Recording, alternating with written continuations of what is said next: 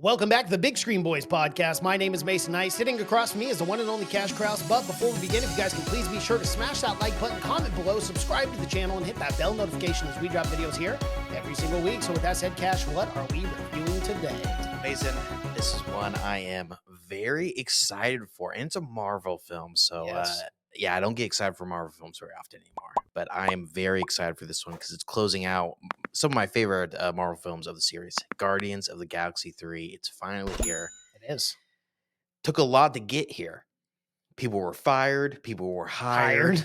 Pandemics happened. But it's finally here. We got it. And it's the ending. The ending of these characters. I don't see these characters coming back in any other way. No, but you could not have sent this whole group of characters off in a better way, in a more James Gunn-esque way. And he is just he's so smart. He's such a great writer. It's not how I thought the movie was going to go, but it's how it should have gone. Went. Yeah, exactly. He did it the right way. He did it the better way that I would. I thought going in, and we talked about it early, going into it, we were like, people are going to die. Mm-hmm. They're like, half the team's going to be wiped out. We thought it was going to be real depressing. It was, but in the different way that we thought. And but it ended in the most hopeful way possible, like in the best way possible. How many times did James Gunn tickle us? Yeah. And pretend like balls. Tickle the balls. I was going to say that. Yes, I was. Go ahead. But how many times did he, quote unquote, kill a character and it was very believable? And I was like, no, Drax. Exactly. No, you know what I mean? It's just like over. There's a time where I'm like, you're not going to kill him like that, are you? I kept saying that in the theater. I'm like, you're not going to kill him like that, right? I kept saying that. And thank God he didn't. Because none of the deaths I thought warranted. I mean, none of the deaths would have been good enough for the characters. Mm-hmm. But yeah. When even Peter Quill, too, Chris Pratt. I thought for sure he did not look good.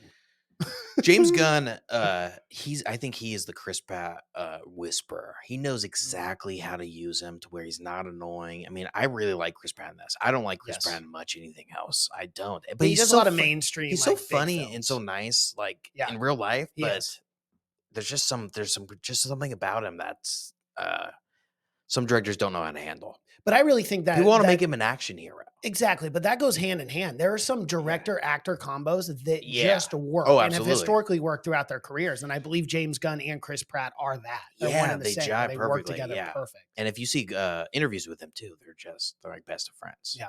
But I really, really liked it. It's getting kind of weird, kind of mixed reviews. I have not looked at the reviews. It's got like an 81% critic review. Yeah. That is shocking I know. Because I love this from start to finish. Cash, I talk about it all the time, the Marvel fatigue that I have. Oh, yeah. I did not get in, like, I'm not going to lie to you. I was excited to go and watch this, but with that Marvel fatigue, I was hesitant. I was like, am I going to like this that much? Oh, absolutely. But it was as you brought up before the podcast, it was literally just the story about the Guardians of the Galaxy. It had nothing to do with any Avengers or anything like that. They did unfortunately have to do some explaining where it's like they had to explain Gamora in a way. Some exposition. Which I was okay with that. Yeah, because of course. You do have to have a little bit of that. Because honestly, that I couldn't even remember most of it. I mean, she's dead. She's alive. And that was a big thing is like they had to make it clear. Mm-hmm. No, she did die, remember? She came back. Luckily, the magical cliff, so she was one of the lucky ones to come back. But she didn't have any memory. So she didn't remember anything. But yeah, I didn't mind that. But I love the direction he took it. I love the way he sent off all these characters. It made me, I mean, it's so ridiculous to even care so much about these characters. And especially when I really can't stand most Marvel. I do like Marvel TV shows. I think they're doing a pretty good job there. But this is by far the best Marvel film of Phase 4. Oh, it's not even close. I don't even know how you call this film a Phase 4 film because it's not, again, the best part, it's not leading up into a big giant battle or anything. These guys aren't going to fight Kang. No. I mean, some of these guys maybe, but maybe Rocket's. You're not going to fight this main group for sure, but it's. Well, we got to talk about the character arc too, and we'll get into the whole film and everything that happened in it. But it was just genius, the character arc of Rocket in this, and it's crazy to say that because majority of the time he's in a coma, or not a coma, but he's not doing great. Yeah. But just that character arc. Well, I think he is probably in a medical induced coma. But it was he just got shot through his chest. He did. Yeah. But it was just a beautiful story. Everything made so much sense in Yeah. the plot too. We should have started out with this, but I got teary-eyed. I'll say it. I'll go ahead and say it. I've never cried in a Marvel film ever, which is crazy. I've And never I'm cried in Marvel. Even I mean the Avengers, the Endgame, any of it. When half the world got wiped out, half the universe, Mhm. I could care less. Really, Yeah. they It had it is what it coming. is. Honestly, It happens. I was Team Thanos for a long Yes. time, but I didn't cry when Tony Stark died. I didn't cry. I didn't really care. No, I Yeah. didn't cry. But when that rabbit Floor died. Floor, R.I.P. Every time there's a flashback, I was like, "Oh, here it goes! Here it Yeah. goes! Where Here we go!" Every time. James Gunn knows. He knows. I mean, it's a cheap trick, but he knows how to use it very well to get adorable, cute animals in there and then take them away from us. Yeah. Oh And my he did it God. to perfection too. And I'm That's so what I'm saying. glad. I'm so glad you brought that up Yeah. because I felt like such a moron in the theater because I got emotional too. Like I'm no hyperbole or Yeah. anything. I really did. Well, I'm glad I came in here And I'm because like, I was really worried I was going to be the only one. Yeah. yeah. And I was like, when I was sitting there, I was literally like, dude, grow up. It's a CGI raccoon. Like, come on, dude. Are you really getting emotional? I was getting like goosebumps and stuff. And Yeah. I was like, don't you dare. And I was doing the trick where I really breathed out of my, I was really breathing out of my nose so the tears weren't welling in my eyes. No, I sat front row. I didn't think I was going to go in there crying, but Mhm. luckily I sat like one of the front rows, like the first three. Yeah. So no one else was in front of me. No one else could look back. Like, is this man Is he sobbing? crying? What is going on? So it was just me, and I was just stone faced up there. Like, this is fine. Everything is okay. But it was tough, man. It was really tough. And I say it was a cheap trick because it's cute animals dying on it, but it never felt cheap. No, it didn't. You really cared about these animals. That's what he's absolutely incredible about too, is James Gunn. And it's Yeah. so important in a film because, as you just said, half the world can die. But if you aren't pulled in by the characters, if you don't care about the characters, it's not as impactful. Right. What he does brilliantly in his movies, and especially with these Guardians of the Galaxy, is he really makes you invest and care about these characters. So when they go through this, it is Yeah. emotionally compelling because you care about these characters so much. Yeah, and he built them up perfectly, and characters that you would not like. Drax would be such a boring character, I feel like, in any other movie. It would get one-dimensional and really dumb. And so somehow it's heartwarming. And annoying, Yes. annoying how after a time, it was cute, how he takes everything literal, but he keeps him in there, and you care about him so much. Yeah. And you end up and his send-off, Drax the dad. It was perfect. It's perfect. It's perfect for the character. It's like James Gunn just knows the these Destroyer, characters. now he's Drax the Drax dad. the dad. Yeah. But it's cute. It's adorable. Perfect. It's crazy. James is awesome, man. I mean, he And really it's did amazing, phenomenal things. everyone knows what happened, obviously what happened, but how much freedom he gets in these films. Well, yeah. He holds the power for sure. Well, because they're doing things in this film that they have not done. A man gets his face clawed off by a raccoon. I mean, horror film-esque. Mhm. Blood flying, close up on the destroyed face. It's a scene you've never seen in a Marvel film before. Yeah. And it's brutal. And as you said, he gets free reign. There was an F-bomb dropped in this. An F-bomb By absolutely. Chris Pratt of all people as Which well.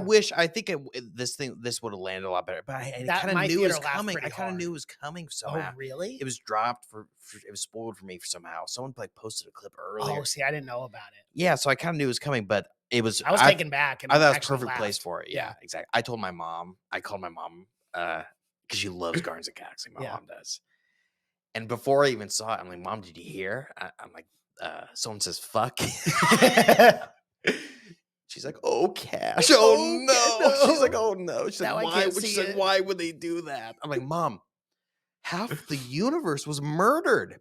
Innocent people are murdered in every one of these films. Mhm. But the biggest turning point for her was blowing up. yeah. She goes, oh, but those bad guys are doing that. She goes, I'm like, she would rather see bad guys slaughter half the population than see Chris Pratt say an F-bomb. I'm like, the thinking is so warped here. I couldn't convince her of it. She still wants to see it, but yeah, she was broken. Wow. Broken heart. That's really sad. Yeah, really it was sad. a perfect placement, I thought, for it though. It was very funny. But yeah, James Gunn, he's the man. He You know, really is the I man. was kind of I was very excited, but I was kind of worried going into it. Like, is this not going to be good enough, or are we going to finally get a bad James Gunn film? And so far, we have not had a bad one. Yeah. No. It's been hit after hit, and it's gonna be sad to see him go. But I can't wait for what he's gonna do with DC. But yeah, It's I gonna loved be it. phenomenal. Because dude, like Suicide Squad was awesome. The Suicide Squad, I Yeah. should say, was really good. And like just to see, we finally get to see the finish. And it's so hard to really close out a series and make it good, make it great even. Oh yeah. And so that gives me a lot of excitement for what he's going to be able to do with DC Oh, in the absolutely. road for sure. This film. I also love the High Evolutionary too. I Okay, love the I'm villain. glad we got to talk Mhm. about him. I'm gonna butcher his name I because his know. name is hard. That's why I wanted to open up by saying I liked him. So hopefully Okay. you would say his name and butcher it, not me. It's oh, man, Chukwudi, Chuck Iwuji, Woody, Iwuji. Iwuji. Anyways, he's from Peacemaker, Hmm. which James Gunn also did. He has a huge part in Peacemaker, but he is so good. He's so good in Peacemaker. He's really good, but he's so damn good in this. He is. And I guess he did his test screening on the set of Peacemaker for Oh Guardians of the wow, Galaxy. Yeah, that's pretty cool. but he is just he's. I mean, I don't even know. He just it's this is this character that we've seen before, right? Mhm. And they even talk about it, like Chris Pratt even said, or his character in the film. He said at one point, he goes, "We get it, you know, you're a guy who wants to make the universe or whatever like that." But he made this character so much more interesting than he Yes, had any right to be. because Right? He didn't want to it could have create. been very one dimensional. Oh, for sure. We've Yes. seen this character a million times. Hmm. It's a Thanos redo. We've Yeah. seen Thanos done a million times. Uh, but man, I thought it was so much more. One, the acting is phenomenal. The guy is Yes. such a good bad guy. He goes so he does such a good job of going from very, very nice. You know, when he's holding Rocket, To showing yeah, him the sky. and being like very like fatherly almost. Yeah, and then To just cold. it being so complicated because he's the high evolutionary. He's Mhm. this guy. He creates civilizations. He doesn't destroy them. He creates them. And planets too. Yeah, and planets. Counter Earth. He does destroy them but he destroys his own creations. He's Uh-huh. not going out to destroy the world like Thanos was. Right. But he's very, very powerful. But he creates and one of his things is taking animals because he went to Earth once and he loved it. Mhm. But he hated the ignorance and the racism and all that. He's like, Yeah. oh, that's enough for me. Even though his Earth became exact same thing. Exact same thing, yeah. Except they were all animal creatures, right? And Yeah. so like it was high evolutionary, meaning, and then Rocket obviously fixed his machine, which caused him to be able to put like a tortoise there, and then full evolution. Of That was so millions of amazing years. about it was all these creatures that he was making. They could do these great things, but it's all predestined things that he programmed them to do. Rocket was the only one to think outside the box. It's pretty Yes. much like AI, like creating an AI. Yeah. Like he was a free thinking, and the High Evolutionary loved Rocket for this. And I just love that storyline was so good that he became obsessed with this because this is his only creation out of well, he's been around for like thousands of years Mhm. and he's created tons and tons of planets and civilizations, but this is the only character that could think outside of that box that he created. Yeah. And he was obsessed with him to the point of driving himself mad and the point of like all his guys around him turn on him. But he But I ruined everything loved because that of character it. was so good. Mhm. Like we didn't even need a character that good in this film because we just needed a good send off. But Yeah. like I said, this I really liked it. I don't know if I liked it more than the first Guardians of the Galaxy, but I definitely liked it more than the second one. Yeah, and I loved it for the, again, we talk about Marvel and whatnot, but I loved it because like you could literally just take this film and you could watch it, and it's not a superhero film. It's really not. I believe like a film like this is an epic Yeah. sci-fi. There's really good moments of comedy as well, but it's a sci-fi epic adventure to me. For sure. And that's what I loved about it. It was just so unique. The story was so original, even though it had some of the same Soundtrack. themes. Oh, we'll get to that, Michael. We'll get to the soundtrack. Let me tell you. Go on. Please, I'm sorry. Go But on. man, it's just, there are some themes that are some of the same, like the high evolutionary, but still James Gunn takes it in a way where it just feels completely unique in an original story. Yeah. And it's, yeah. And then in Marvel films where every ending kind of has a candy cane ending, where everything's very sweet. This is by far the most uplifting Marvel film. Like that ending is the most uplifting Marvel Yeah. ending I've And the ever seen dancing for at the any end, character. too. Oh my God. Yeah. Yeah. But yeah, the soundtrack was phenomenal and very funny. I very very rarely find myself actually laughing out loud at any of these Marvel films. Taika Waititi, I laugh in a lot of those Right. films because he's Ragnarok was good. yeah. But I never, because the jokes are always so soft in Marvel films because they're trying to, land with everyone. Yeah. So they're just very, very soft. But I laughed out loud. There's some scenes when I was laughing harder than anyone. There's a scene where they have to get all these animals out. Remember? Yeah.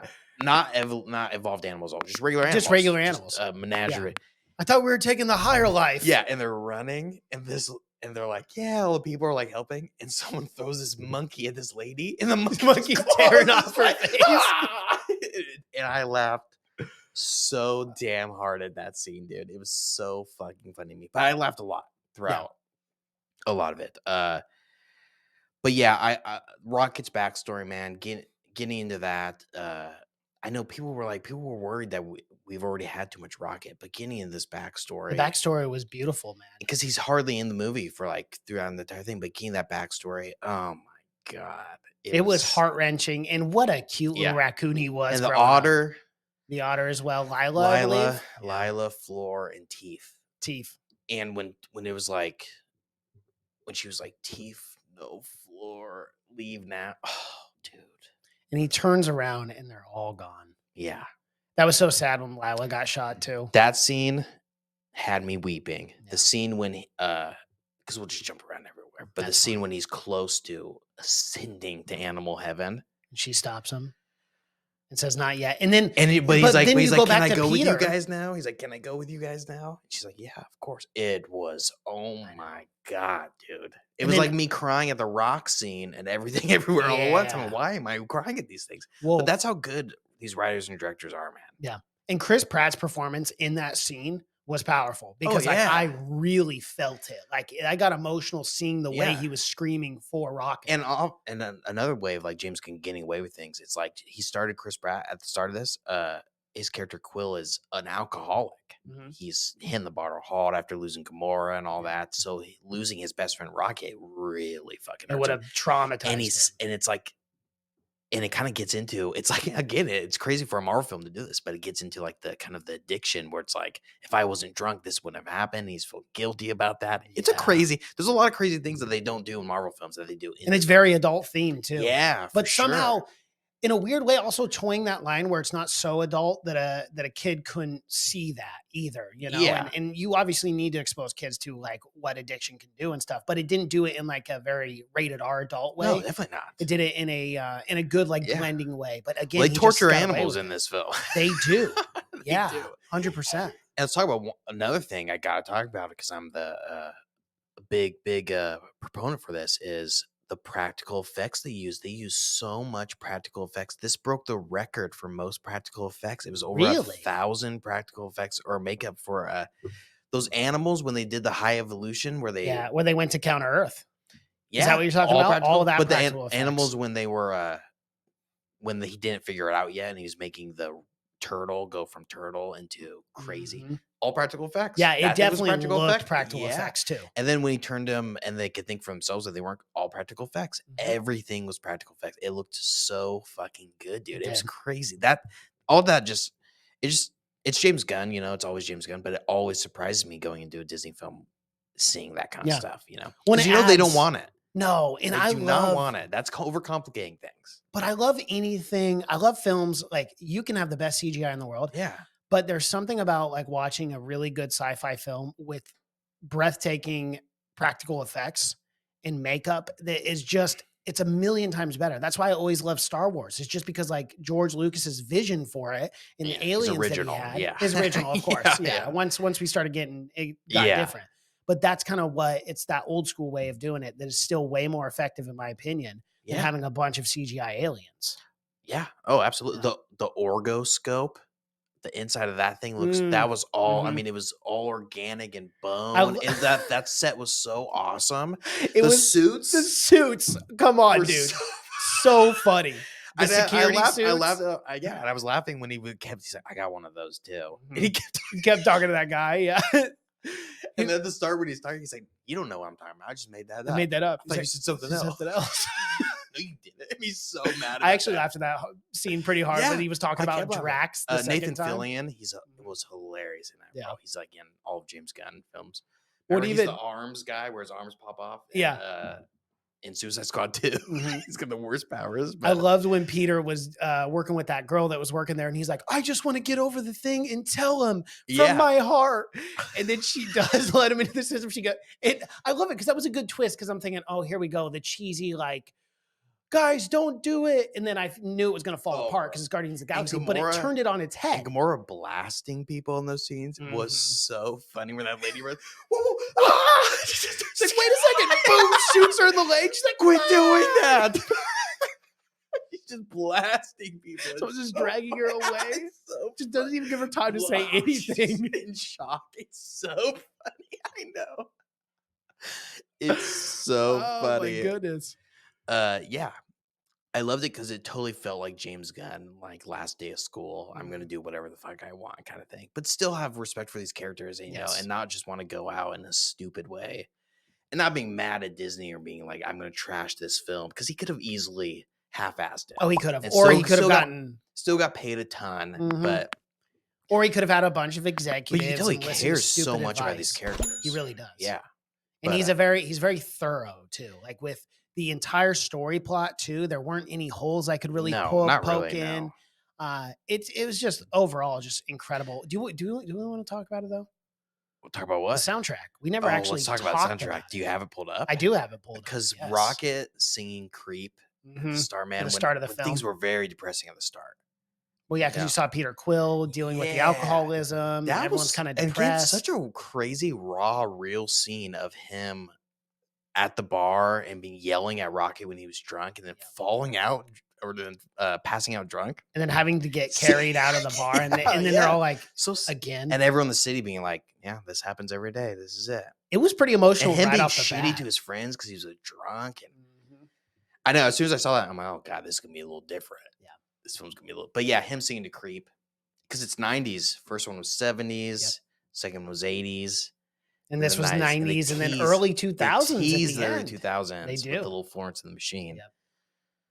Great. It's the best soundtrack. And it's damn near a musical. Yeah, There's so much music. Music plays is damn near a character in these you films. know what I like about it's very unique what he does too, and the way that he uses music. So Yeah. like that Creep song to open up, it wasn't just like 20 seconds of the song. It was the entire song, and there was dialogue Yeah. in between the song too. And you're right. In some sense, in some way, it did feel musical-esque because you had the music during dialogue and whatnot. Well, And everything something else. that's so weird to me that I love in film that I just found out during this film is when someone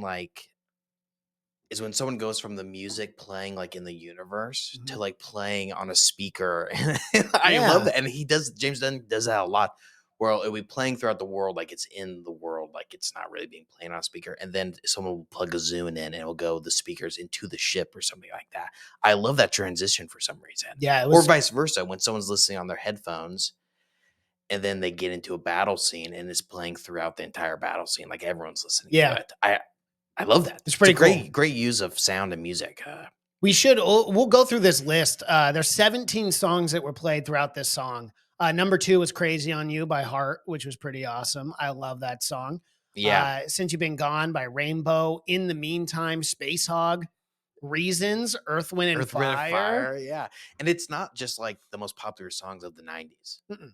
It's just good. It's the best songs of the Yeah. 90s. Well, and they even have like the Flaming Lips too. Do you realize? We Care a Lot, Faith No More, which is Yeah. which is a deep Beastie Boys, No Sleep Till Brooklyn. dude. That scene. That was sweet. That scene in the hallway too, when they're Mhm. all Okay, like, we have to talk about that. Dude, the camera work, Yes, the I choreography, know. some of the best I've ever seen in a Yeah. Marvel film, bar the none. cinematography is Period. amazing in this film. Yes. Yeah.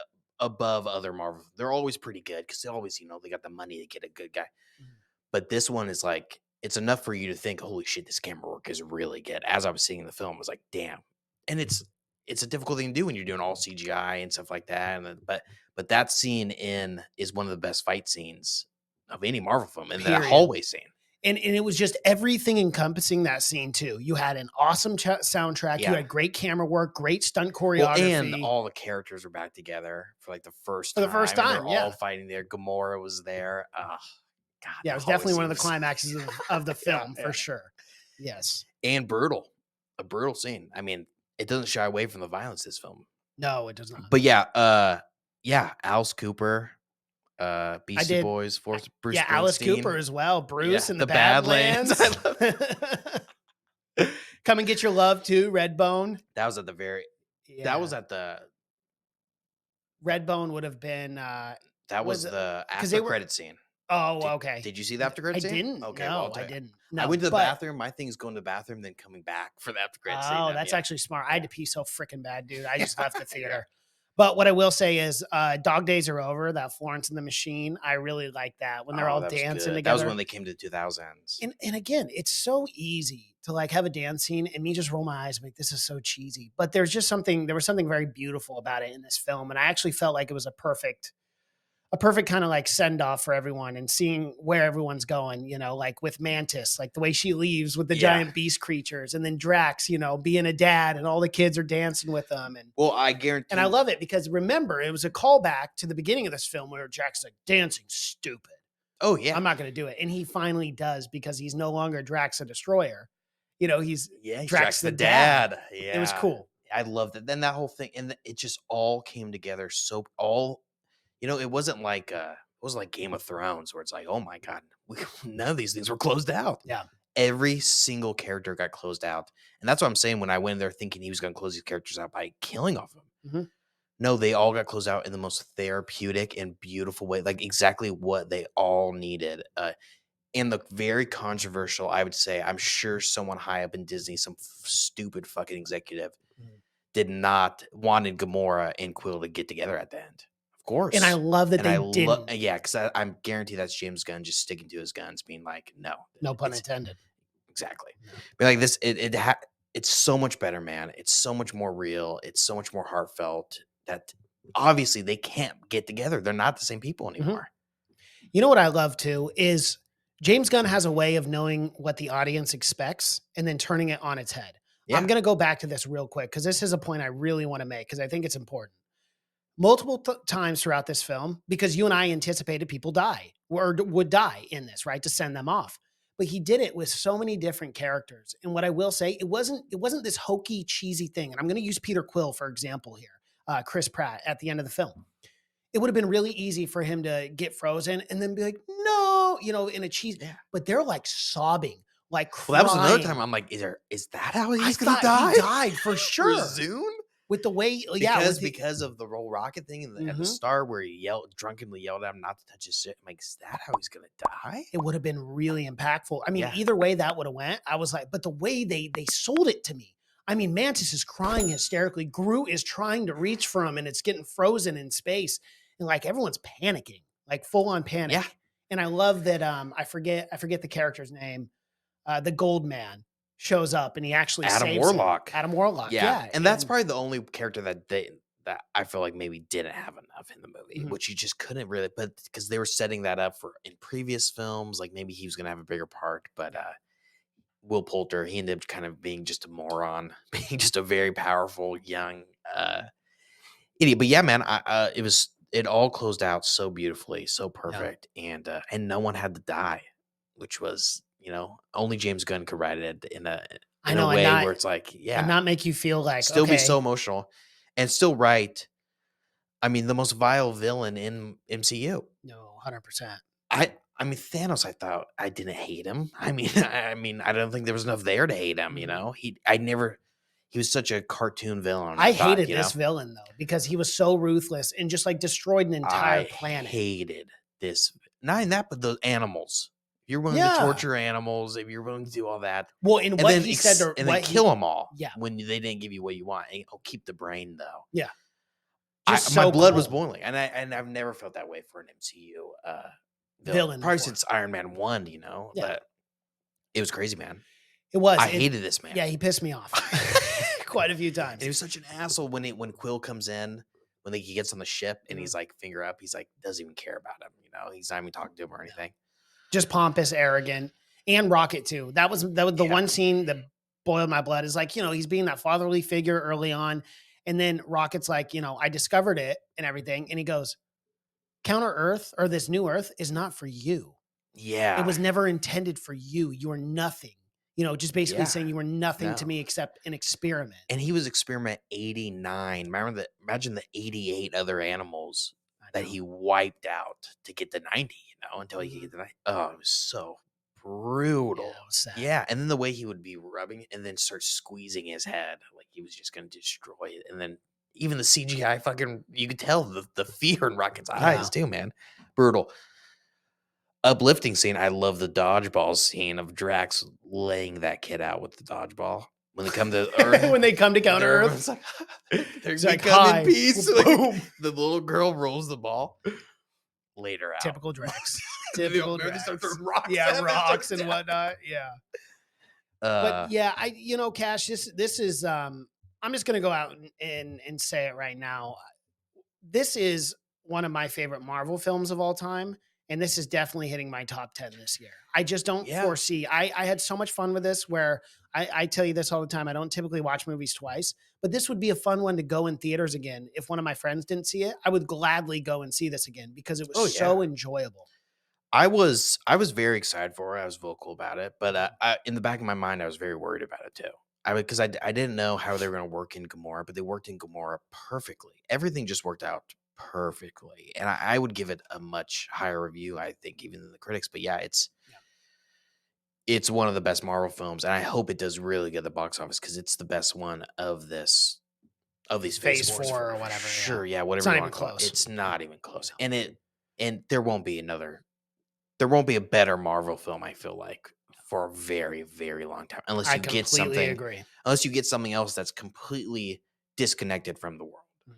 Because it was so nice to not have, the The same. connection every 5 minutes and being Well, and reminded not to we have got to like, do oh, this and that. Earth is at risk. They're gonna blow up Earth again. Oh my god, they actually did blow up an Earth, but it wasn't our Earth. Yeah, it was And Counter Earth. yeah, Yeah, exactly. and it So did it's like, feel fresh. it wasn't the same thing over. It was one person's life was at risk. Rockets. Mhm. That was it. It wasn't this big giant. You don't have to make it. It felt very small and contained, and that's what the Guardians of the Galaxy has always felt like. About saving your best friend. That's Yeah. the whole plot of the film is saving your best friend. It was simple. It Yeah. was simple, but yeah, it was so good. I really enjoyed it. So did I, and I would have given it much higher than 81%. That actually blows me away. By chance, do you know the audience score? Because for me, if I'm grading this film, it gets a solid I A. do know that it's very high. It's very high. 95. Okay, yeah, good. Yeah. Which, but I'd probably give it a 90. Yeah. Which is that's an amazing, amazing score. I Mm. mean, I'm at a strong A just because this is everything I want to see in a sci-fi film. And I really felt like, it was disconnected from the superhero genre. It was more sci-fi, epic adventure. I mean, I've Yeah. said that a few times, but that's what it felt like. Groot talking at the end. That was funny. I love But I was you, like, what finally. the Yeah. hell? Like, it was almost like out of Yeah, place. He was yeah. like, yeah, I love you guys. Yeah, I know. Like, okay. And then Gamora with the constant jokes over and over, being like, you guys are just yeah, adding and then what he she says. finally was actually Mhm. able to understand about the end. But yeah, you didn't see the after credit scene. The after credit scene, it ends. It's just pretty much the new Guardians of the Galaxy. It's I'm assuming Rocket and Groot. Rocket. Groot is huge. Mm. He's like 15 feet tall. In this That version, was he's pretty like funny too, though. giant. When he got real big and they were Yeah. telling him to be That's a how big he monster. is regular in this new Guardians of the Galaxy. Okay. That's how big. So Nice. he's like a giant now. It's him, one of the little girls, the The prisoners? yeah, Oh, okay. that she's a Do character. they have powers or something? They do, because Oh, okay. remember, because he was the High Evolutionary, made them to be like super smart. They could run. Right. They don't need to sleep or anything like that. Jib Jib. Nandu's kept saying that. brother, the guy with the new arrow, Oh, okay. Cosmo the dog. Yeah. And who am I? Oh, Adam Warlock. Oh, cool. Yep, Yeah. yeah. So it was that group. So it was like them. They're like sitting in the desert. And it's like these villagers. They're like freaking out. They're super scared because like the big attacking force is coming to wipe these. And they're like, they don't care at all. But it's cool. It's a good one. It's them having like a deep discussion of like the discography of all the songs Quill. So they're having discussion. They're like, they're debating who's the best. Like, so it's a really, really good scene. Yeah. It's the only scene I would have stuck around for after credit. I know. I can't do it. It's just like it takes like 20 minutes, and I had to get here to watch the fights yesterday. So I was like, I gotta bounce. But I figured I would just pull it up on YouTube. Watch Yeah, it you when it can. I comes mean, out. it's a good scene because it doesn't build up to anything else. Mhm. You know, you're not gonna ever see a Guardians of the Galaxy with these characters. They're all CGI characters. I know. I did feel like an Yeah. asshole though, because I was literally the only person to get up, and my theater was packed. Actually, Like, me the and one only other guy person. went to the bathroom and came back. Oh, Yeah, it was really? weird. Yeah, Yeah. he stood right next to me because I stood in the hallway, and he stood like we were both. I don't know. You could tell everyone in the theater. There wasn't that many people in my theater, honestly, but you could tell everyone was. That's surprising. I What went time did you go? like 5 o'clock on Saturday. What? I know, but the theater I went to was having a showing every half hour. Oh, okay. Well, that's Yeah. that may be the reason why. It's I already was- made its money back. Good. I hope it makes. It's a $250 million budget. It's at 281.1 million. Yeah, week. and I don't know how. And who knows what Sunday is. I don't know how wide it's been opened up worldwide yet. That it usually takes a couple of weeks to open up. But you can open up this film everywhere. Yeah, $250 million budget made to. I hope it makes $1 billion, but it's not going to. But So I do hope, I. Yeah, it's really, really, really good. It's surprisingly so. It is. I'd recommend it though. Yeah, highly recommend. There's Yeah, a lot we out right spoiled the now. whole thing, but highly recommend this one. It's Yeah. well worth it. I'd watch it again. I really would, and I might if I got time. Yeah, I'll at least watch it when it comes on Disney Plus Mm-hmm. for sure.